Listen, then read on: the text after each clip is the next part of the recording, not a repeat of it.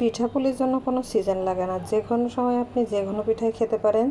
তবে কিছু কিছু রেওয়াজ আমাদের দেশে প্রচলিত আছে যে যে কোনো একটা পিঠা যে কোনো ঋতুতে খাওয়া হয় আর কি। তবে আমাদের দেশে সব ধরনের পিঠা আমরা শীতের সময় বেশি খেয়ে থাকি, এর বাইরেও যখন আমরা ইচ্ছা করি তখনই বানাতে পারি। তবে শীতের সময় সব ধরনের পিঠা বেশি মজা লাগে, এটা এরকম একটা প্রচলিত আছে। আমি বানিয়ে ফেলেছিলাম সরু পিঠা, আমার খুব পছন্দের একটা পিঠা। আর এর জন্য হচ্ছে আমি প্রথমে একটা রাইস কুকারের হাঁড়িতে কিছুটা পরিমাণ পানি দিয়ে নিয়েছিলাম, আর এটা আমি এখন রাইস কুকারের হাঁড়িতে গরম করতে দেব। আর এই পানিটা গরম হয়ে আমি সেই পানিতে কিছুটা আটা দিয়ে আমি ডো বানিয়ে নিয়েছি, খুব সুন্দর করে হাতের সাহায্যে মধ্যে নিয়েছিলাম। আর পিঠাটা বানানোর মূল উপকরণ হচ্ছে এই ডোটা, আর এই ডোটা যত সুন্দর হবে সরু পিঠাটা তত সুন্দর হবে। এই জন্য একটু বেশি সময় নিয়ে এটা হচ্ছে মধ্যে নিতে হবে হাতের সাহায্যে। যদিও আমার এই পিঠার ভিডিওটি শীতকালে বানানো হয়েছিল, কিন্তু সময়ের অভাবে এটা এডিট করা হয় নাই। অনেক দিন পর আবার একটা ভিডিও এডিট করলাম আর কি। যে যেখান থেকে আমার ভিডিও দেখা শুরু করবেন অবশ্যই একটা লাইক দিয়ে দেখা শুরু করবেন, পুরো ভিডিও কন্টিনিউ করবেন। যারা ইউটিউব চ্যানেল থেকে দেখছেন তারা চ্যানেলটি সাবস্ক্রাইব করে বেল আইকন অল করে রাখবেন, যাতে সবার আগে নতুন নতুন ভিডিও আপনার কাছে পৌঁছায়।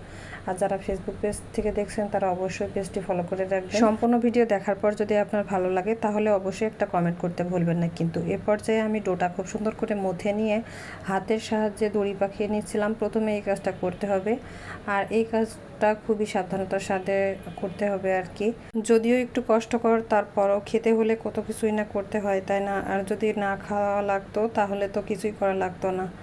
আর পছন্দের পিঠা সেহেতু তো একটু কষ্ট করা লাগবে। আর এভাবে আমি আস্তে আস্তে সবগুলো দড়ি পাকিয়ে নিচ্ছিলাম হাতের সাহায্যে। আপনারাও চাইলে চেষ্টা করতে পারেন, খুবই সহজ একটা কাজ। এখনকার মানুষ এই পিঠা না বানাতে পারলেও আগেকার মানুষ ঠিকই কিন্তু এই পিঠা অনেক বেশি বানাতো। আর আগেকার মানুষরা গ্রামের অনেক মানুষ একত্রিত হয়ে অনেকজন মিলে অনেকটা ডো নিয়ে একসাথে বসে এই পিঠাগুলো কাটতো, খুব আনন্দের সাথে গল্পগুজব করতো। এই দৃশ্যটা আসলে অনেক ভালো লাগার মতো। কিন্তু এখনকার জেনারেশনের মানুষ এই রেওয়াজটা এখন বুঝবে না। তবে যারা গ্রামে স্বচক্ষে এ ধরনের পিঠার রেওয়াজ দেখেছেন, সরু পিঠা অনেকজন একসাথে বসে, তারা এই ফিলটা করতে পারবেন আর কি। আর যারা পারেন না, নতুন রাঁধুনি, তারা হচ্ছে আমার ভিডিওটা দেখে পিঠা বানানো শিখতে পারেন। আমি তো খুব সুন্দরভাবে দেখিয়ে দিয়েছি একের পর এক এটা কীভাবে বানাতে হবে আর কি। খুব সুন্দর করে দড়ি পাকানোর পর এই তো হাতের সাহায্যে অল্প অল্প করে নিয়ে এভাবে যে পিঠার শেপ আছে সেগুলো কেটে নিতে হবে।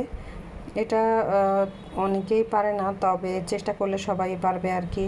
আর এখানে একটু আটা নিতে হবে অবশ্যই, মানে চালের যে গুঁড়া, এটা নিলে খুব সুন্দর করে এটা তৈরি করা যাবে আর কি। আর এভাবেই আমি আস্তে আস্তে সবগুলো তৈরি করে নিব। অনেকে এই পিঠার নামই জানে না, আবার অনেকে অনেক নামেই চেনে। এটা হচ্ছে অনেকে সরু পিঠা বা দড়ি পিঠা, তারপর হচ্ছে ফলকাটা পিঠা, অনেক নামেই ডেকে থাকে। তবে এটা খেতে কিন্তু ভীষণই মজা। যারা কখনোই খান নাই তারা অবশ্যই একবার হলো বাসায় ট্রাই করে দেখতে পারেন।